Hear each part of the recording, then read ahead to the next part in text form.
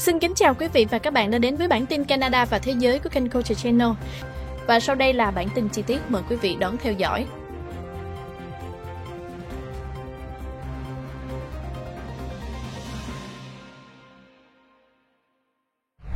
Người Canada chờ cắt giảm lãi suất để tái gia nhập thị trường nhà ở. Theo một nghiên cứu mới của Dye & Durham, người Canada đang bắt đầu cảm thấy lạc quan hơn về tình hình tài chính của mình và ngày càng có nhiều người cho biết họ có kế hoạch tái gia nhập thị trường nhà ở khi lãi suất giảm. Báo cáo của Dye & Durham, Canadian Pulse phỏng vấn 1.015 người Canada trong quý đầu tiên của năm 2024 và nhận thấy rằng nhiều người Canada đang ở tình trạng tài chính tốt hơn so với một năm trước, 28% so với 20% trong quý cuối cùng của năm 2023. Còn số đó đã tăng lên 36% trong số những người được hỏi từ 18 đến 34 tuổi.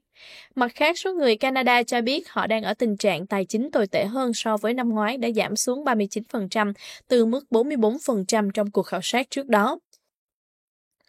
39% người Canada tin rằng Canada đang trong tình trạng suy thoái, nhưng một số lượng đáng kể, 20%, hiện ít bi quan hơn về nền kinh tế và cảm thấy rằng nước này sẽ hoàn toàn tránh được suy thoái kinh tế.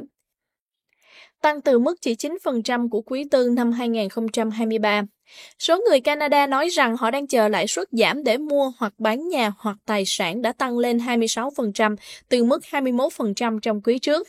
Phần lớn người Canada, một tỷ lệ 87%, cảm thấy nhà ở hiện nay đắt hơn so với một năm trước. Tuy nhiên, hơn một nửa số người được hỏi, một tỷ lệ 53%, sẵn sàng chuyển đến một thành phố, tỉnh hoặc là quốc gia khác để có nhà ở giá phải chăng hơn. Số người Canada dự định bán nơi cư trú chính của họ và mua nơi cư trú mới vẫn ổn định ở mức 12%. Trong khi đó, số người muốn mua căn nhà đầu tiên trong năm nay đã giảm nhẹ xuống còn 7% từ mức 8% trong quý trước. Lãi suất cao cũng đang tiếp tục tác động đến chi tiêu của người Canada. Những người được hỏi dự kiến sẽ tăng chi tiêu vào hàng tạp hóa, 87% số người được hỏi, gas là 78%, bảo hiểm xe hơi 69%, bảo hiểm nhà 70%, bảo hiểm y tế 53% và tiền thuê nhà 58%, tiền tiết kiệm hưu trí 36% trong 12 tháng tới. Canada và Mỹ mở cuộc điều tra ô nhiễm hạ nguồn do khai thác than ở BC. Canada và Hoa Kỳ sẽ xem xét tác động hạ lưu của tình trạng ô nhiễm do khai thác than ở BC gây ra. Các nhóm bản địa và cơ quan chính phủ ở phía nam biên giới đã thúc đẩy Canada giải quyết tình trạng ô nhiễm do khai thác than ở hạ lưu xuống Montana và Idaho. Công việc này đang được thực hiện dưới sự điều hành của Ủy ban hỗn hợp quốc tế. Ban đầu, chính phủ Canada từ chối tham gia bất kỳ hình thức điều tra nào, nhưng Canada cuối cùng đã đồng ý xem xét việc khai thác than sau áp lực từ các thượng nghị sĩ và quan chức Mỹ. Các quốc gia và cộng đồng bản địa ở cả hai bên biên giới đã kêu gọi xem xét lại tình trạng ô nhiễm do khai thác than. Các nhóm sống gần hoặc hạ lưu các mỏ than cho biết họ bị ảnh hưởng tiêu cực do ô nhiễm. Nghề cá nói riêng đã bị ảnh hưởng nặng nề. Sự ô nhiễm đến từ mỏ Elk Valley ở BC. Các mỏ này thuộc sở hữu của Teck Resources, công ty đang trong quá trình bán hoạt động cho Glencore, một công ty khai thác mỏ của Thụy Sĩ. Một nhóm các nhà nghiên cứu sẽ sớm bắt đầu kiểm tra tình trạng ô nhiễm ở BC, Montana và Idaho trước khi quay lại với các khuyến nghị về cách giải quyết tình trạng ô nhiễm. Các nhà nghiên cứu không cho biết toàn bộ mức độ thiệt hại cho đến khi quá trình xem xét hoàn tất. Nông dân miền Nam Alberta được phân bổ ít nước hơn 50% so với bình thường vào năm 2024. Khi nông dân ở miền Nam Alberta sẽ sớm chuẩn bị trồng trọt vụ mùa năm nay, thì những người ở khu tưới tiêu sông St. Mary được cho biết họ sẽ nhận được 8 inch nước trên mỗi mẫu Anh vào mùa hè này, giảm khoảng 50% so với bình thường. David Westwood, tổng giám đốc của khu tưới tiêu sông St. Mary cho biết, mức phân bổ thông thường trong một năm cấp nước trung bình là khoảng 16 inch. Một trong những cơ sở chuẩn bị cho mùa bận rộn là John's Fresh Farms, đồng sở hữu Johnson cho biết thời tiết nắng nóng vào mùa hè rất tốt cho ngô Tabor, nhưng nhu cầu về nước cũng quan trọng không kém. Johnson giải thích rằng ngô đầu vụ nằm trong lòng đất ngắn hơn nhiều và sẽ sử dụng ít nước hơn nhiều so với ngô cuối vụ. Tuy nhiên, trung bình từ đầu đến cuối mùa thì sẽ cần khoảng 15 in nước. Mặc dù lượng nước được phân bổ ở dưới mức trung bình, nhưng Johnson cho biết họ sẽ làm cho nó hoạt động hiệu quả trong mùa sinh trưởng, trong khi những người khác sẽ tìm những loại cây trồng khác để thay thế. Mặc dù chưa biết kết quả cuối cùng, nhưng cả Johnson và Westwood đều nói rằng tất cả những gì họ có thể làm lúc này là hy vọng vào một mùa xuân ẩm ướt. Liệu năm nay có bội thu hay không? Tất cả điều đó sẽ phụ thuộc vào việc liệu có lượng mưa bổ sung hay không. Giá thuê căn hộ ở Calgary tăng cao đến mức gần bằng Toronto. Cơ quan nhà ở Canada dự đoán rằng việc thuê nhà ở Calgary có thể sẽ trở nên ít có sẵn hơn và đắt đỏ hơn trong 2 năm tới. Các dự báo này được đưa ra trong bối cảnh tiền thuê nhà tăng nhanh trong 2 năm qua, có thể khiến giá thuê trung bình của Calgary gần bằng giá thuê trung bình hiện tại của Toronto vào năm 2025. Theo Tập đoàn Nhà ở và Thế chấp Canada, báo cáo triển vọng năm 2024 của CMHC dự kiến tỷ lệ nhà trống cho thuê của Calgary kết thúc năm 2023 ở mức 1,4%, sẽ đạt 1,1% vào năm 2024 và 1% vào năm 2025. Dự kiến giá thuê trung bình sẽ tăng đáng kể. Một căn hộ 2 phòng ngủ ở Calgary có giá trung bình là $1.695 vào năm 2023, dự kiến sẽ đạt khoảng $1.859 vào năm 2024 và $1.922 vào năm 2025. CMHC viết trong báo cáo rằng điều này xảy ra bất chấp xu hướng cho thuê ngày càng tăng, phần lớn là do dân số tăng nhanh và ít chuyển sang sở hữu nhà hơn. Việc xây dựng cho thuê có mục đích chiếm hơn một nửa tổng số công trình xây dựng căn hộ vào năm 2023, một xu hướng mà họ dự kiến sẽ tiếp tục trong 2 năm tới. Tuy nhiên, mức tăng dân số kỷ lục và lãi suất cao đang tiếp tục thúc đẩy nhiều người tham gia vào thị trường cho thuê nhà. Tăng trưởng dân số sẽ không chậm lại, miễn là các điều kiện tài chính nghiêm ngặt sẽ giữ được nhiều chủ nhà tiềm năng hơn trên thị trường cho thuê. Hầu hết những người này vẫn sẽ nhắm mục tiêu vào thị trường cho thuê trước tiên.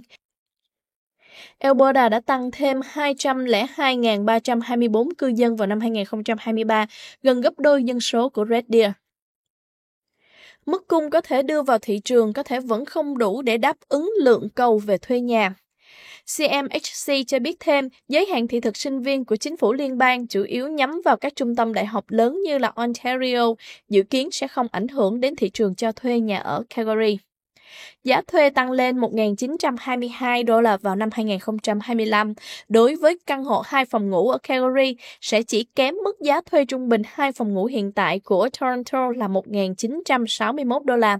Mặc dù vậy, Toronto và Vancouver dự kiến sẽ không thấy tiền thuê nhà giảm trong 2 năm tới. Tỷ lệ nhà trống 1,4% của Toronto được dự đoán sẽ đạt 2% vào năm 2026. Một căn hộ 2 phòng ngủ trung bình dự kiến sẽ có giá trung bình là $2.340 mỗi tháng. Vancouver có thể có tỷ lệ nhà trống tăng nhẹ lên 1% so với mức 0,8% hiện tại. Giá căn hộ 2 phòng ngủ trung bình dự kiến sẽ tăng từ $2.181 lên $2.800 vào năm 2026. Khi thị trường ở Alberta vẫn còn có giá cả phải chăng, tình trạng di cư giữa các tỉnh vẫn sẽ thúc đẩy tăng trưởng dân số. Những khu vực ở Toronto hiện đang có những cuộc đấu giá mua nhà sôi nổi nhất. Giới bất động sản Toronto dự đoán doanh số bán và giá cả sẽ tăng trong nửa cuối năm 2024. Một dấu hiệu cho thấy những dự đoán này trong thời gian còn lại của năm, liệu có thực sự đúng là thực tế các cuộc chiến đấu giá đã quay trở lại thành phố hay không? Gần một nửa số khu dân cư trong và xung quanh khu vực Toronto hiện được coi là trong lãnh thổ chiến tranh đấu giá, theo cơ quan bất động sản địa phương WAHI. Một báo cáo mới của công ty trong tuần này cho biết xu hướng đưa ra giá mua cao hơn giá chào bán để đảm bảo một tài sản nhất định đang leo thang nhanh chóng từ đầu năm đến nay, đặc biệt là đối với townhouse, semi-detached và detached. Theo dữ liệu của WAHI trong tháng 3, 43% cộng đồng GTA hiện là khu vực mà việc trả giá quá cao được coi là bình thường, so với chỉ 25% vào tháng 2 và 0% vào tháng 1. Cuộc chiến đấu giá sôi nổi nhất là ở Cachet Markham, nơi giá nhà trung bình hiện nay lên tới hơn 2 triệu đô. Jefferson Richmond Hill có giá trung bình là 1,8 triệu đô.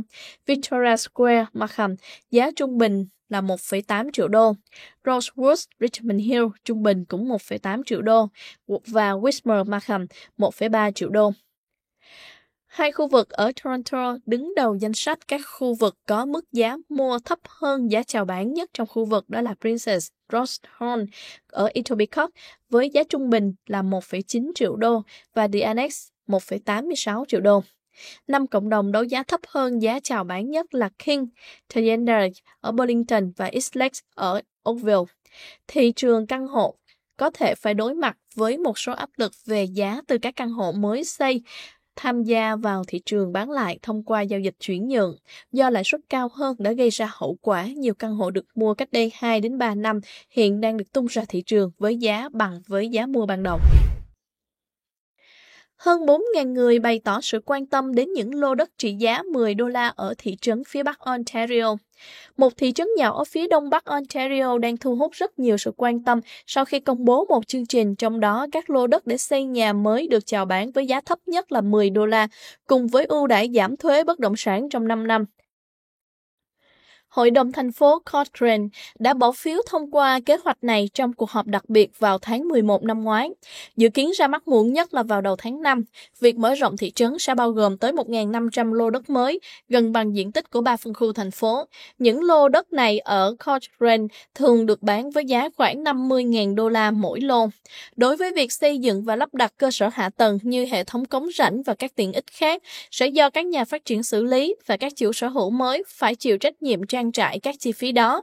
Dù vậy, đã có hơn 4.000 người bày tỏ sự quan tâm đến chương trình này.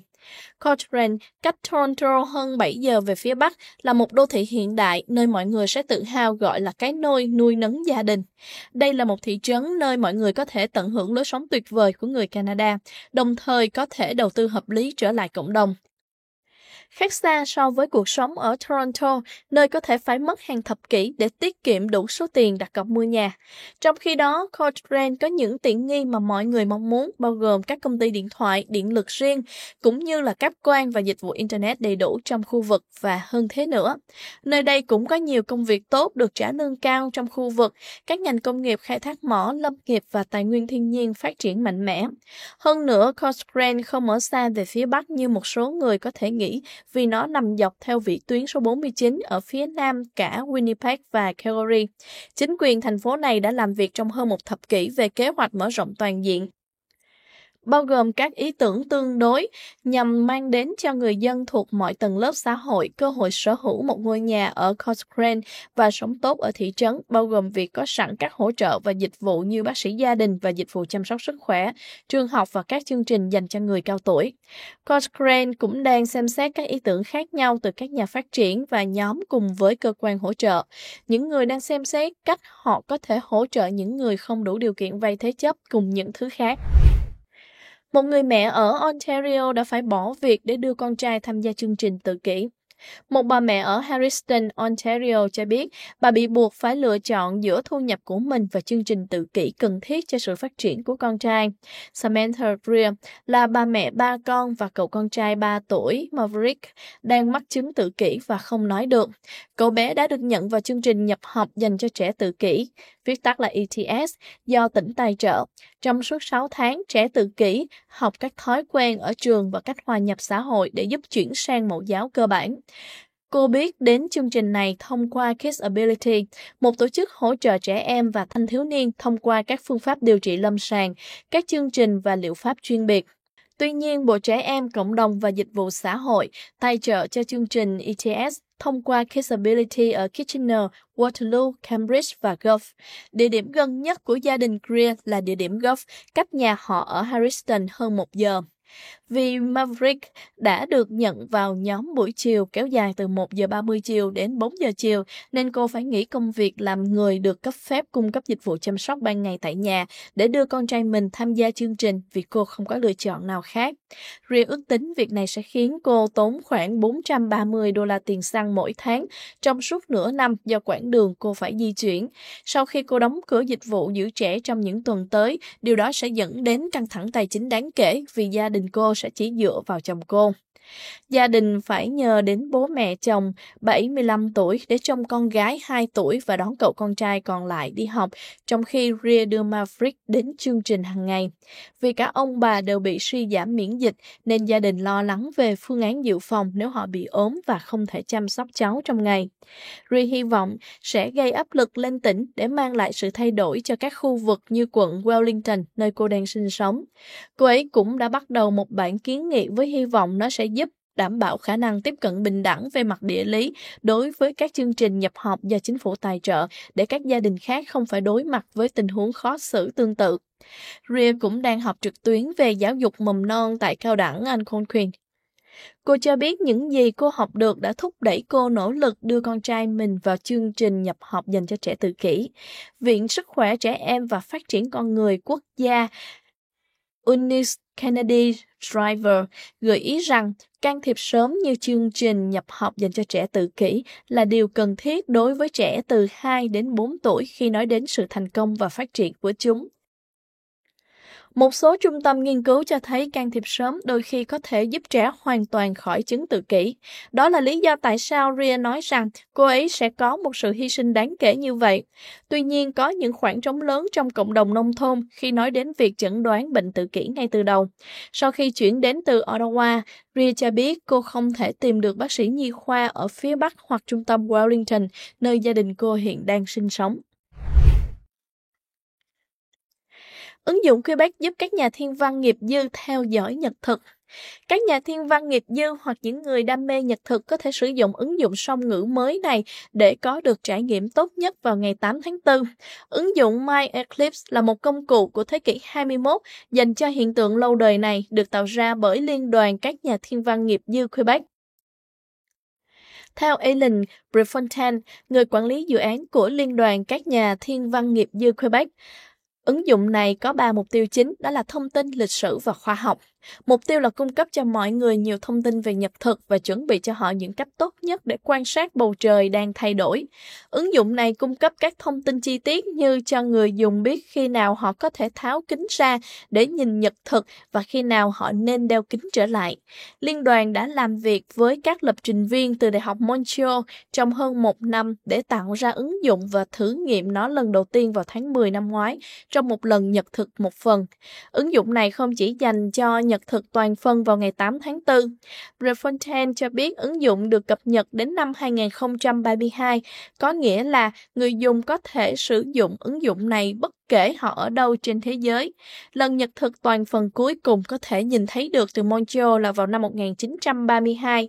Điều tiếp theo không được mong đợi cho đến năm 2106. Mẹo và thủ thuật khi tìm nhà thuê ở Canada và tránh lừa đảo. Giacomo Ladas, giám đốc truyền thông của Rentals Dossier, đã cho một số lời khuyên về những gì nên làm và chú ý khi tìm địa điểm cho thuê. Khi tìm kiếm một nơi mới để gọi là nhà, hãy nghiên cứu thị trường và liên hệ với một đại lý bất động sản nếu có thể. Hãy chuẩn bị các câu hỏi trước khi xem, chú ý đến khu vực xung quanh, mức độ tiếng ồn, thậm chí là cả khả năng tiếp cận phương tiện giao thông công cộng. Lập ngân sách và trách nhiệm tài chính cũng rất quan trọng, chẳng hạn như chuẩn bị và biết bạn cần có loại tiền đặt cọc nào cùng với việc lập ngân sách hàng tháng. Thường chiếm khoảng 30% thu nhập hộ gia đình, nhưng đôi khi không phải vậy. Việc tạo ngân sách hàng tháng sẽ mang lại cho bạn nhiều quyền lực hơn khi thuê. Chuẩn bị sẵn tất cả tài liệu của bạn khi cuối cùng bạn quyết định đi xem một địa điểm, bao gồm tài liệu tham khảo và báo cáo tín dụng mà chủ nhà sẽ muốn xem để có thể đẩy nhanh quá trình. Nếu bạn đang xem một tài sản, hãy kiểm tra bất cứ điều gì mà chủ nhà có thể muốn giấu. Mở tủ, kiểm tra bồn rửa và vòi nước. Đặt câu hỏi chẳng hạn như là liệu có phí đổ xe hay không? Liệu tòa nhà có phòng giặt hay không? Hầu hết mọi người thích di chuyển trong những tháng hè, nhưng nhu cầu về căn hộ cũng có xu hướng làm tăng giá thuê. Giá thuê nhà vào mùa đông đôi khi thấp hơn, nhưng việc di chuyển vào những tháng lạnh hơn không phải là điều đáng mong muốn nhất, nên mùa hè thường là thời điểm tốt hơn. Có nhiều nhà cho thuê hơn, nhưng thông thường sẽ có nhiều sự cạnh tranh hơn. Đầu tháng thường là thời điểm tốt hơn, nhưng cuộc khủng hoảng nguồn cung hiện tại đang bất chấp logic đó. Khi số lượng địa điểm cho thuê tiếp tục giảm so với nhu cầu, ngày càng có nhiều bài đăng cho thuê nhà lừa đảo xuất hiện ở Canada. Có 4 dấu hiệu cảnh báo lớn cần chú ý. Giá thuê thấp hơn nhiều so với giá thị trường, yêu cầu chuyển tiền ngay lập tức để giữ chỗ, chủ nhà không thể gặp mặt trực tiếp hoặc chủ nhà có khả năng gặp mặt trực tiếp nhưng không thể cho xem nhà. Hầu hết các tòa nhà cho thuê uy tín cũng có các đánh giá trên Google. Những người thuê nhà tiềm năng được khuyến khích nên kiểm tra. Nơi nào để xem được nhật thực toàn phần hiếm gặp ở Ontario? Người dân trên khắp miền Nam Ontario đang chuẩn bị cho một sự kiện thiên thể chỉ có một lần trong đời sẽ diễn ra vào thứ Hai ngày 8 tháng 4, khi nhật thực toàn phần phủ bóng lên một vùng rộng lớn của khu vực. Chỉ còn vài ngày nữa, sự mong đợi sẽ rất cao khi mọi người tìm kiếm những vị trí thuận lợi tối ưu để chứng kiến hiện tượng đầy cảm hứng này. Các cộng đồng nằm trong đường đi nhật thực toàn phần dự kiến sẽ chứng kiến màn trình diễn ấn tượng nhất. Người dân địa phương đang lên kế hoạch tỉ mỉ cho các địa điểm quan sát của họ. Để hỗ trợ cho việc chuẩn bị, Instant Weather Ontario đã công bố một bản đồ toàn diện nêu chi tiết về thời gian và địa điểm chính xác nơi nhật thực toàn phần sẽ được nhìn thấy ở miền Nam Ontario. Bản đồ mô tả thời gian bắt đầu và kết thúc của nhật thực toàn phần, cung cấp hướng dẫn vô giá cho những khán giả háo hức. Dưới đây là các địa điểm và thời gian quan trọng để trải nghiệm toàn bộ cảnh tượng nhật thực. Ở Leamington, nhật thực toàn phần bắt đầu lúc 3 giờ 13 phút 43 giây và kết thúc lúc 3 giờ 15 phút 50 giây. Chatham, nhật thực toàn phần bắt đầu lúc 3 giờ 15 phút 17 giây và kết thúc lúc 3 giờ 15 phút 50 giây. Ở St. Thomas, toàn bộ bắt đầu lúc 3 giờ 16 phút 29 giây và kết thúc lúc 3 giờ 17 phút 48 giây. Norfolk, nhật thực toàn phần bắt đầu lúc 3 giờ 16 phút 49 giây và kết thúc lúc 3 giờ 19 phút 50 giây. Brantford, nhật thực toàn phần bắt đầu lúc 3 giờ 17 phút 49 giây và kết thúc lúc 3 giờ 19 phút 16 giây. Thác Niagara, nhật thực toàn phần bắt đầu lúc 3 giờ 18 phút 18 giây và kết thúc lúc 3 giờ 21 phút 49 giây. Khu vực Hamilton, Burlington, nhật thực toàn phần bắt đầu lúc 3 giờ 18 phút 12 giây và kết thúc lúc 3 giờ 20 phút 2 giây. Nhật thực toàn phần ảnh hưởng như thế nào đến các chuyến bay? Khi một số trường học đóng cửa cho ngày trọng đại vào ngày 8 tháng 4 và các nhà lãnh đạo cảnh báo không nên lái xe trong sự kiện này, du lịch hàng không thì như thế nào? Các chuyên gia đang trấn an những người tình cờ bay vào thứ Hai hoặc những người đang bay đến đường nhật thực chỉ để trải nghiệm màn trình diễn một lần trong đời, cho rằng các chuyến bay sẽ không bị ảnh hưởng dưới bất kỳ hình thức nào. Các quan chức của sân bay quốc tế Toronto Pearson cho biết ngày này sẽ diễn ra hoạt động như bình thường, các máy bay cất cánh và hạ cánh như bình thường và không có sự chậm trễ nào hoặc hủy bỏ nào được dự đoán chỉ vì nhật thực. Điểm duy nhất mà người quản lý nhiệm vụ sân bay của trung tâm lưu ý trong một video gần đây về chủ đề này là đèn sân bay sẽ bật sáng vào buổi chiều, làm bất thường nhưng không có gì đáng ngạc nhiên. Và có thể sẽ có nhiều phương tiện giao thông hơn trên một số đường cao tốc trong khu vực do nhiều người đổ xô đến đường đi của nhật thực toàn phần ở những nơi như là thác Niagara. Địa điểm du lịch vốn đã nhộn nhịp này dự kiến sẽ có khoảng 1 triệu du khách vào ngày nhật thực và do đó sẽ đóng cửa một số đường phố trong bối cảnh tình trạng khẩn cấp. Các hãng hàng không lớn của Canada cũng cho biết họ sẽ hoạt động như bình thường. Air Canada nói rằng họ không mong đợi bất kỳ thay đổi nào. WestJet nói thêm rằng họ đã thực hiện một số biện pháp phòng ngừa an toàn không xác định, trong khi Air Transat sẽ đóng cửa sổ trên các chuyến bay vào ngày hôm đó. Một số thành viên trong ngành đưa ra lời nhắc nhở về bóng tối nhanh chóng mà sự kiện sẽ gây ra, đồng thời khuyên nhân viên hoặc hành khách không nên thử quan sát nếu không có biện pháp bảo vệ thích hợp. Một số ít phi công tư nhân không được phép bay trong điều kiện tầm nhìn hạn chế, cũng có thể không thể bay trên bầu trời vào ngày hôm đó. Nhật thực sẽ bắt đầu ngay sau 2 giờ chiều vào thứ Hai ngày 8 tháng 4, đạt cực đại trong vài phút vào khoảng 3 giờ 20 chiều ở Toronto trước khi kết thúc vào khoảng 4 giờ 30 chiều. Động đất làm rung chuyển thành phố New York. Động đất 4,7 độ làm rung lắc nhiều tòa nhà ở thành phố New York và các bang lân cận, khu vực hiếm khi có hoạt động địa chất mạnh. Cơ quan khảo sát địa chất Mỹ cho biết động đất xảy ra lúc 10 giờ 20 ngày 5 tháng 4, với tâm chấn nằm ở độ sâu gần 5 cây số, phía bắc khu vực White House Station thuộc bang New Jersey. Chấn động có thể cảm nhận rõ tại thành phố New York và bang New Jersey, cùng với khu vực phía bắc bang Pennsylvania và phía tây bang Connecticut. Nhiều công trình bị rung lắc và khiến cư dân địa phương bất ngờ, do đây là khu vực hiếm khi ghi nhận các hoạt động địa chất đáng kể. Chưa có thông tin về thương vong và thiệt hại trong động đất. Cơ quan hàng không liên bang Mỹ FAA thông báo các chuyến bay từ thành phố New York có thể bị chậm trễ ít nhất là 30 đến 45 phút. Dữ liệu theo dõi hàng không dân dụng cũng cho thấy một số chuyến bay đến thành phố New York đã chuyển hướng.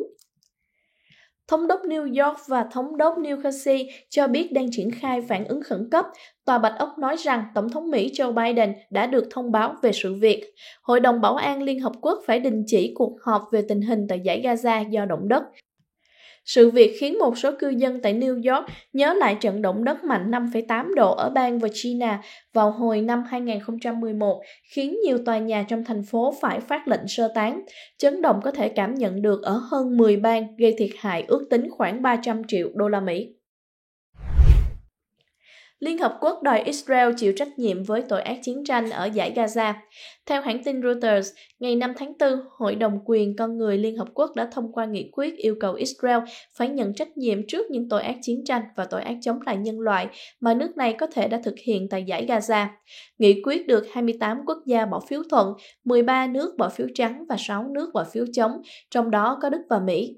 Nghị quyết nhấn mạnh việc cần thiết đảm bảo tất cả những trường hợp vi phạm luật nhân đạo và luật về quyền con người quốc tế bị xử lý. Văn bản này cũng thể hiện sự lo ngại nghiêm trọng trước các báo cáo vi phạm quyền con người và luật nhân đạo quốc tế trầm trọng, bao gồm các tội ác chiến tranh và tội ác chống lại loài người có thể đã xảy ra trên lãnh thổ của người Palestine bị chiếm đóng. Trước khi nghị quyết trên được thông qua, bà Marev Elon Shahar là đại diện thường trực của Israel tại Văn phòng Liên Hợp Quốc ở Geneva, Thụy Sĩ, cáo buộc hội đồng đã từ lâu bỏ rơi người dân Israel và bảo vệ Hamas, đồng thời cho rằng văn bản này đã biến chất. Ở chiều ngược lại, đại diện thường trực của Palestine tại Geneva, Ibrahim Raisi, hoan nghênh nghị quyết, tuy nhiên ông vẫn tỏ ra không hài lòng với việc không phản đối của một số nước phương Tây. Trên khắp thế giới đã xuất hiện những lời kêu gọi các bên phải chịu trách nhiệm cho những gì diễn ra tại Gaza. Tuy nhiên, lập trường này lập tức thay đổi khi vấn đề hướng về Israel, ông Raisi phát biểu trước Hội đồng quyền con người. Bão tuyết lớn khắp vùng Đông Bắc nước Mỹ, hàng trăm ngàn gia đình mất điện. Ít nhất 3 người thiệt mạng và hàng trăm ngàn gia đình bị mất điện sau khi một trận bão tuyết lớn mang theo tuyết rơi dày đặc và gió mạnh tới nhiều khu vực ở vùng Đông Bắc nước Mỹ. Những cơn gió mạnh với tốc độ 64 cây số trên giờ quét qua khu vực vào giữa tuần, làm đổ cây và cành, gây ra hậu quả tàn khốc.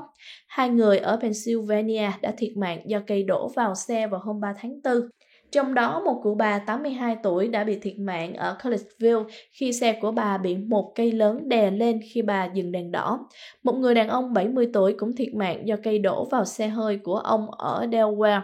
Tại New York, Kathy Tusiani, vợ của một giám đốc điều hành New York Yankees, đã thiệt mạng khi xe của bà bị cây đổ ở Armonk. Gió mạnh của cơn bão lan rộng và kết hợp với tuyết dày, ẩm ướt ít nhất là 60 cm ở miền Bắc New England gây ra tình trạng mất điện nghiêm trọng hơn. Theo Power Outage.us, tính đến sáng ngày 5 tháng 4, hơn 300.000 ngôi nhà và cơ sở kinh doanh vẫn không có điện ở Maine và New Hampshire. Tình trạng mất điện trên diện rộng khiến nhiều người không có hệ thống sưởi trong nhà khi cơn bão phủ đầy tuyết, làm đổ cây cối, đường dây điện và khiến việc đi lại trở nên khó khăn. Mặc dù đợt tuyết duy nhất đã kết thúc, nhưng tình trạng mất điện dự kiến sẽ kéo dài cùng với gió giật và tuyết rơi nhẹ. Cơ quan thời tiết quốc gia cho biết, gió cũng sẽ tiếp tục thổi mạnh và có thể khiến thêm nhiều cành cây bị gãy do sức nặng của tuyết mới rơi. Cơn bão khiến nhiều con đường không thể đi qua với các mảnh cây cối gãy đổ và đường dây điện bị đứt chặn đường ở nhiều nơi. Các quan chức cấp cứu cho biết trong một bài đăng trên X, đồng thời cảnh báo về điều kiện lái xe cực kỳ nguy hiểm trong khu vực. Chính quyền tiểu bang và địa phương ở Maine đã đóng cửa các văn phòng trước cơn bão dự kiến vào hôm 4 tháng 4, trong đó một số khu học chánh cho học sinh nghỉ học ở nhà hoặc chuyển sang học từ xa. Tội phạm châu Âu rửa tiền thông qua bất động sản. Hãng tin Bloomberg ngày 5 tháng 4 dẫn một báo cáo cho biết hơn 1/3 các nhóm tội phạm nguy hiểm nhất tại khu vực Liên minh châu Âu đang rửa tiền thông qua bất động sản. Theo báo cáo từ cơ quan cảnh sát EU, 41% các nhóm tội phạm sử dụng bất động sản như một công cụ rửa tiền. Các phương thức rửa tiền phổ biến khác cũng được sử dụng bao gồm hàng xa xỉ, tiền kỹ thuật số, các hoạt động kinh doanh sử dụng nhiều tiền mặt như là khách sạn. Báo cáo trên được tất cả thành viên EU và 17 quốc gia đối tác của Cơ quan Cảnh sát EU đóng góp dữ liệu, đã xác định 821 nhóm tội phạm là mối đe dọa lớn nhất với EU, với tổng số hơn 25.000 thành viên. Theo đó, hầu như không một nhóm tội phạm nghiêm trọng và có tổ chức nào mà không liên kết với một lĩnh vực trong nền kinh tế để thực hiện hành vi phạm tội, che đậy hoạt động tội phạm hoặc rửa tiền từ lợi nhuận bất chính. Cũng theo bà De Boon, báo cáo sẽ giúp xác định mục tiêu tốt hơn và tiến hành các cuộc điều tra tội phạm xuyên biên giới. Cơ quan Cảnh sát EU cho biết các băng nhóm tội phạm hoạt động xuyên biên giới mang tính quốc tế và hoạt động phổ biến nhất là buôn ma túy. Các hoạt động khác bao gồm lừa đảo chiếm đoạt tài sản, đưa người di cư trái phép và buôn người. Các nhóm tội phạm được cho là gây thiệt hại đáng kể cho an ninh nội bộ, luật pháp và nền kinh tế của EU. Việc tổng hợp dữ liệu về mạng lưới tội phạm được thực hiện trong bối cảnh EU nỗ lực trấn áp tội phạm có tổ chức khi các vụ bạo lực liên quan đến ma túy xảy ra ở một số quốc gia thành viên, bao gồm Bỉ và Thụy Điển. Khối này cũng ghi nhận các vụ thu giữ cocaine tại cảng Antwerp, hải cảng lớn thứ hai của châu Âu. Microsoft cảnh báo Trung Quốc sẽ dùng AI để phá rối bầu cử Mỹ, Nam Hàn và Ấn Độ. Microsoft cảnh báo rằng Trung Quốc sẽ cố gắng phá hoại các cuộc bầu cử ở Mỹ, Nam Hàn và Ấn Độ trong năm nay bằng nội dung do AI tạo ra. Ngày 5 tháng 4, công ty công nghệ Mỹ cho biết họ dự kiến các nhóm mạng do nhà nước Trung Quốc hậu thuẫn sẽ nhắm mục tiêu vào các cuộc bầu cử quan trọng vào năm 2024 với sự tham gia của Bắc Hàn. Microsoft cho biết ít nhất Trung Quốc sẽ tạo và phân phối thông qua mạng xã hội nội dung do AI tạo ra để có lợi cho vị trí của họ trong các cuộc bầu cử này. Microsoft nói thêm rằng tác động của nội dung do AI tạo ra là không đáng kể, nhưng cảnh báo điều đó có thể thay đổi. Trong báo cáo, Microsoft cho biết Trung Quốc đã thực hiện một chiến dịch đánh lạc hướng thông tin do AI tạo ra trong cuộc bầu cử tại Đài Loan vào tháng 1. Đây là lần đầu tiên Microsoft thấy một thực thể được nhà nước hậu thuẫn sử dụng nội dung do AI tạo ra nhằm gây ảnh hưởng đến cuộc bầu cử nước ngoài. Microsoft nói thêm rằng các nhóm Trung Quốc tiếp tục thực hiện các chiến dịch gây ảnh hưởng ở Mỹ. Họ cho biết các tác nhân được Bắc Kinh hậu thuẫn đang sử dụng các tài khoản mạng xã hội để đặt ra những câu hỏi gây chia rẽ và cố gắng tìm hiểu các vấn đề đang chia rẽ cử tri Mỹ. Microsoft cho biết trong một bài đăng trên blog kèm theo báo cáo rằng điều này có thể nhằm thu thập thông tin tình báo và độ chính xác về nhân khẩu học bỏ phiếu quan trọng trước cuộc bầu cử tổng thống Hoa Kỳ. Báo cáo được công bố cùng thời điểm mà Hội đồng đánh giá chính thức do Tòa Bạch Ốc chỉ định cho biết một loạt lỗi của Microsoft đã khiến các nhà khai thác mạng Trung Quốc được nhà nước hậu thuẫn đột nhập vào tài khoản email của các quan chức cấp cao của Hoa Kỳ. Người dùng sắp phải trả tiền để sử dụng Google tìm kiếm tích hợp AI. Google có thể thu phí cho các tính năng tìm kiếm cao cấp được hỗ trợ bởi công nghệ trí tuệ nhân tạo AI. Theo WCCF Tech, Google có thể sẽ thay đổi mô hình kinh doanh của dịch vụ tìm kiếm Google Search, yêu cầu người dùng trả phí để sử dụng các tính năng cao cấp do AI hỗ trợ. Theo một báo cáo mới, Google đang phát triển các tính năng tìm kiếm tiên tiến được hỗ trợ bởi trí tuệ nhân tạo và sẽ tích hợp vào các dịch vụ đăng ký hiện tại của công ty như là Gemini, Advanced và Google One. Báo cáo cũng cho biết gói đăng ký cao cấp của công cụ tìm kiếm sẽ vẫn có kết quả được tài trợ quảng cáo và người dùng có thể tiếp tục sử dụng Google Search truyền thống hoàn toàn miễn phí. Việc thu phí cho các tính năng cao cấp do AI hỗ trợ là điều dễ hiểu khi Google đã đầu tư mạnh mẽ vào lĩnh vực này. Hiện tại nhiều tính năng do AI hỗ trợ đã được tích hợp vào Search, nhưng người dùng có thể mong đợi nhiều hơn nữa trong tương lai. Mặc dù chưa có thông tin về thời điểm triển khai các tính năng mới cho công cụ tìm kiếm, nhưng có khả năng Google sẽ giới thiệu chúng tại sự kiện Google I.O. 2024 diễn ra vào tháng tới. Châu Âu cảnh báo dịch ho gà sau khi có người chết ở Hy Lạp. Nhiều trường hợp mắc bệnh ho gà, còn gọi là ho kéo dài 100 ngày, được ghi nhận từ đầu năm đến nay, với một số nước ghi nhận số ca cao nhất trong hơn một thập niên và dịch đang xảy ra khắp châu Âu. Trang Birmingham Live hôm 4 tháng 4 dẫn thông tin từ Tổ chức Y tế Công cộng Quốc gia ở Hy Lạp xác nhận số trường hợp tử vong vì dịch ho gà đã tăng lên 2 người, với một người lớn có bệnh và một trẻ sơ sinh. Hy Lạp từ đầu năm đến nay ghi nhận số 54 ca ho gà, bao gồm 32 bệnh nhân là trẻ nhỏ và thanh thiếu niên, 11 ca dưới 12 tháng tuổi. Bộ trưởng Y tế Hy Lạp Irini Egapdaki thúc giục người dân tiêm vaccine trong lúc số ca bệnh tiếp tục gia tăng. Hy Lạp không phải là nước duy nhất bị dịch ho gà ở châu Âu. Trung tâm Phòng ngừa và Kiểm soát Dịch bệnh châu Âu liệt kê một số điểm nóng du lịch đang đối mặt số ca bệnh gia tăng như Cộng hòa Séc, Croatia, Na Uy, Hà Lan, Tây Ban Nha. Hầu hết trường hợp đều được phát hiện ở trẻ dưới 3 tuổi. Cộng hòa Séc năm nay đã ghi nhận số ca mắc bệnh ho gà cao kỷ lục với 3.101 ca từ tháng 1 đến tháng 3, cao nhất trong 60 năm qua.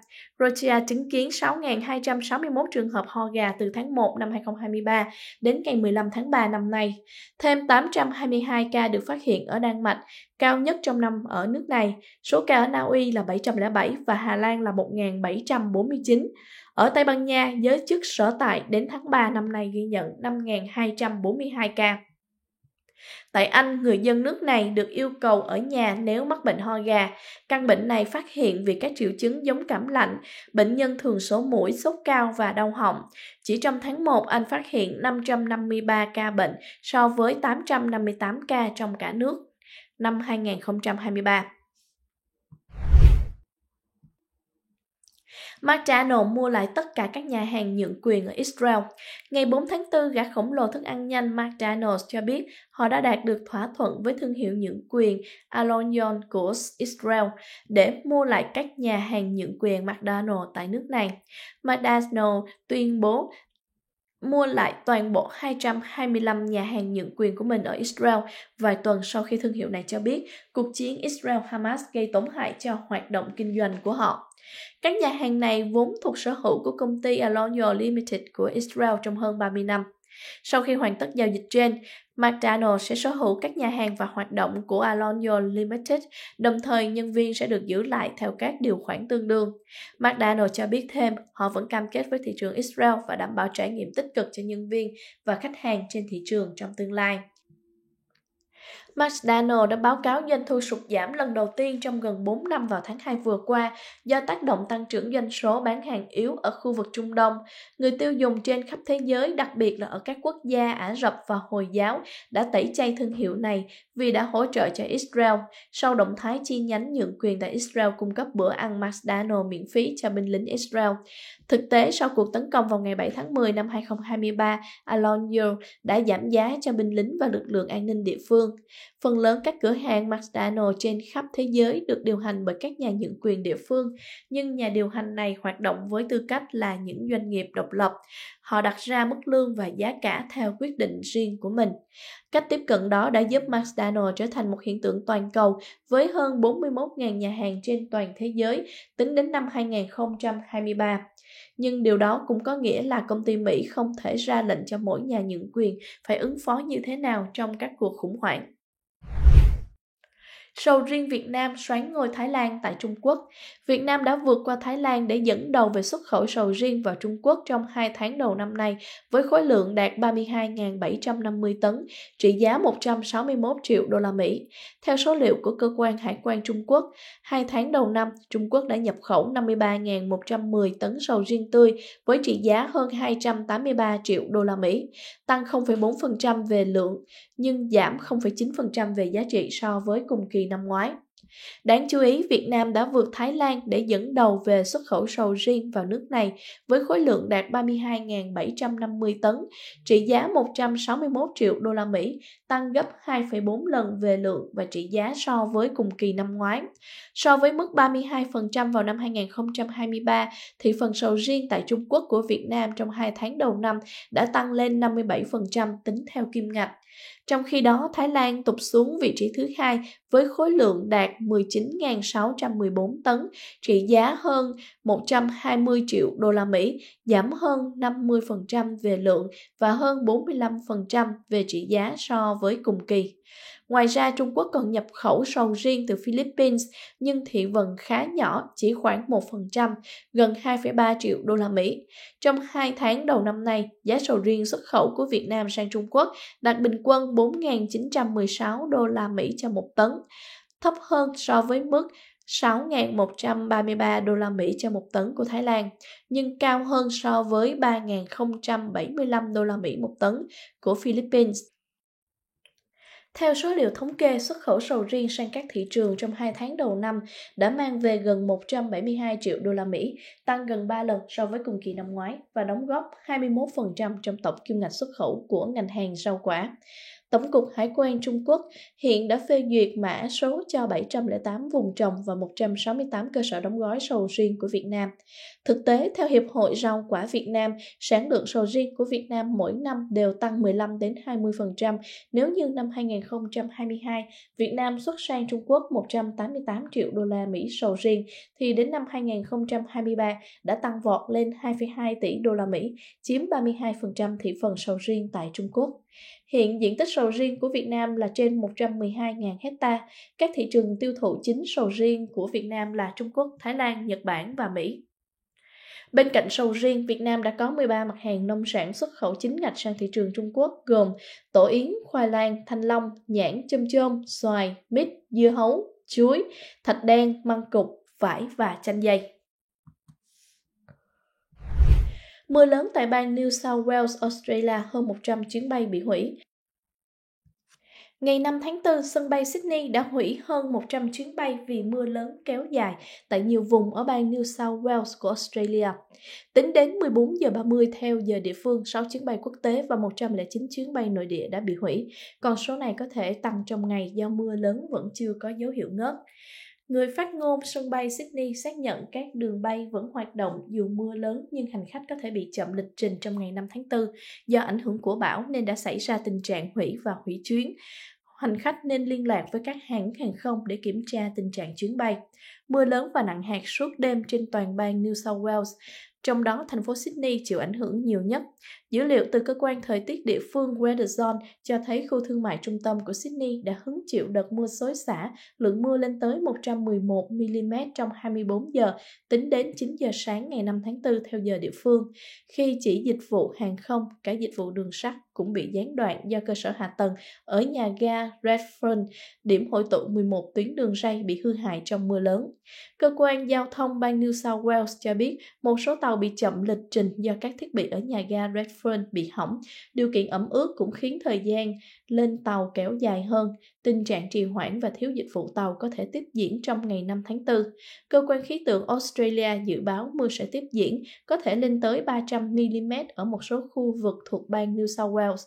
Cơ quan này cũng ban bố cảnh báo thời tiết xấu, mưa lớn cùng gió mạnh ở một số địa phương, khuyến cáo người dân ở vùng đô thị Sydney và 6 quận khác cảnh giác. Ông cụ người Anh 111 tuổi là đàn ông lớn tuổi nhất thế giới. Ông cụ người Anh 111 tuổi là đàn ông lớn tuổi nhất thế giới còn sống. Kỷ lục Guinness thế giới loan báo vào hôm thứ Năm, 4 tháng 4. Ông John Tinniswood, cư dân của Southport, England, cho hay ông sống thọ chỉ nhờ may mắn. Người ta một là sống thọ, hai là người sống không thọ, chứ chẳng làm gì khác được, ông nói với kỷ lục Guinness thế giới. Kỷ lục Guinness thế giới đã trao danh hiệu này cho ông Tinniswood sau khi người đàn ông lớn tuổi nhất thế giới trước đó là ông Juan Vicente Perez Mora ở Venezuela, 114 tuổi, qua đời vào hôm thứ Ba. Ông Tinniswood sinh ở Liverpool, Anh ngày 26 tháng 8 năm 1912. Ông cưới vợ năm 1942 và họ sống với nhau được 44 năm tới khi vợ ông qua đời vào năm 1986. Ông có một cô con gái sinh năm 1943 và 4 cháu ngoại và 3 cháu cố. Hiện tại ông sống trong nhà dưỡng lão ở Southport và vẫn tự làm việc lặt vặt và nghe tin tức trên radio mỗi ngày. Ông nói ông không ăn uống gì đặc biệt nhưng món ông thích nhất là cá và chip mỗi thứ Sáu. Ông khuyên mọi người luyện tập trí óc và điều độ. Uống nhiều quá, ăn nhiều quá hay đi bộ nhiều quá, làm việc gì cũng nhiều quá thì cuối cùng sẽ chịu thiệt hại, ông cho biết. Người phụ nữ lớn tuổi nhất thế giới còn sống cũng là người lớn tuổi nhất thế giới còn sống nói chung là bà Maria Brandes Morena ở Tây Ban Nha, tròn 117 tuổi mới đây. 6 loại trái cây giảm mỡ bụng. Trái cây cung cấp nhiều chất dinh dưỡng lành mạnh và chất chống oxy hóa, giảm nguy cơ ung thư, chống viêm làm tăng tích tụ chất béo trong cơ thể, nhất là ở vùng bụng, trong khi thực phẩm chống viêm như trái cây có thể hỗ trợ đốt cháy chất béo. Dưới đây là một số loại trái cây giúp làm giảm mỡ bụng. Thứ nhất là táo. Táo không chỉ chứa nhiều hợp chất chống ung thư mà còn cung cấp một số dưỡng chất có khả năng khôi phục lại sự cân bằng của vi khuẩn đường ruột. Chất xơ và polyphenol trong vỏ và cùi táo được lên men trong ruột già, thúc đẩy sự phát triển của vi khuẩn lành mạnh, giúp giảm chứng viêm, góp phần gây béo phì. Một trái táo lớn nguyên vỏ có 5 gram chất xơ chiếm khoảng 22% giá trị khuyến nghị hàng ngày, gấp đôi lượng chất xơ có trong quả cùng cỡ bỏ vỏ. Người giảm cân nên chọn loại táo an toàn và ăn cả vỏ để không bỏ qua lượng chất xơ. Thứ hai là bơ. Mặc dù giàu calo nhưng quả bơ cũng có tác dụng hỗ trợ giảm cân nếu ăn đúng cách. Chất xơ và chất béo không bão hòa đơn trong bơ có tác dụng thúc đẩy hệ vi sinh vật đường ruột khỏe mạnh. Thứ ba là các loại quả mọng. Quả mọng giàu chất chống oxy hóa, có tác dụng chống viêm, hỗ trợ giảm béo. Quả mọng còn nhiều chất xơ không bị phân hủy thành calo nên tăng cảm giác no sau bữa ăn, không tăng lượng calo nạp vào. Một cốc mâm xôi có 8 gram chất xơ chiếm 1/3 giá trị khuyến nghị hàng ngày. Với dâu tây là 3 gram chiếm 13% giá trị khuyến nghị hàng ngày. Ăn nhẹ với quả mọng có thể giúp một người ăn ít hơn trong các bữa chính, nhờ đó kiểm soát cân nặng tốt hơn. Ăn cùng sữa chua còn bổ sung thêm lượng protein, duy trì khối lượng cơ nạc, ngừa mất cơ. Thứ tư là bưởi. Một nửa trái bưởi chỉ chứa khoảng 40 calo và gần 4,5 gram pectin, loại chất xơ hòa tan có khả năng giảm mức cholesterol. Do chứa các thành phần chống oxy hóa, bưởi cũng hỗ trợ giảm cân. Ăn bưởi tươi cũng cải thiện kháng insulin. Tình trạng ảnh hưởng đến chuyển hóa đường trong máu có thể dẫn tới tăng cân. Thứ năm là dưa hấu. Mặc dù có vị ngọt nhưng dưa hấu chứa phần lớn là nước, khoảng 94%, giúp no lâu, giảm ăn vặt. Dưa hấu cũng ít calo, khoảng 40 kcal mỗi cốc, là món tráng miệng lành mạnh, làm cho người muốn giảm cân. Đặt mục tiêu ăn 1,5 đến 2 cốc trái cây cắt nhỏ mỗi ngày để cơ thể nhận nhiều dưỡng chất mà không cần lo tăng cân. Thứ sáu là cam quýt. Trái cây họ cam quýt cung cấp vitamin C dồi dào. Cơ thể nhận đủ vitamin C có vai trò quan trọng trong quá trình giảm béo, vì vitamin này có thể đốt cháy chất béo khi tập luyện. Một trái cây lớn chứa 163% lượng vitamin C khuyến nghị hàng ngày và một trái quýt lớn là 53% lượng khuyến nghị hàng ngày. Trái cây khô không có lợi ích giảm cân tốt như trái cây tươi vì chúng chứa nhiều calo, loại bỏ hết nước, có thể thêm chất làm ngọt không tốt cho sức khỏe. Tiếp theo là những thông tin cập nhật nhanh về tỷ giá hối đoái và giá vàng. 1 đồng đô la Canada tương đương với 0,7354 đồng đô la Mỹ và cũng tương đương với 0,6792 đồng euro. 1 đô la Canada đổi được 18.364 đồng Việt Nam, 1 đô la Mỹ đổi được 24.980 đồng Việt Nam. 1 ounce vàng có trị giá là 2.326,8 đồng đô la Mỹ, tương đương với 3.166,49 đồng đô la Canada. Vừa rồi là những tin tức đáng chú ý ở trong Canada. Phần tin tức quốc tế sẽ được gửi đến quý vị trong một bản tin tiếp theo. Mời quý vị đón theo dõi.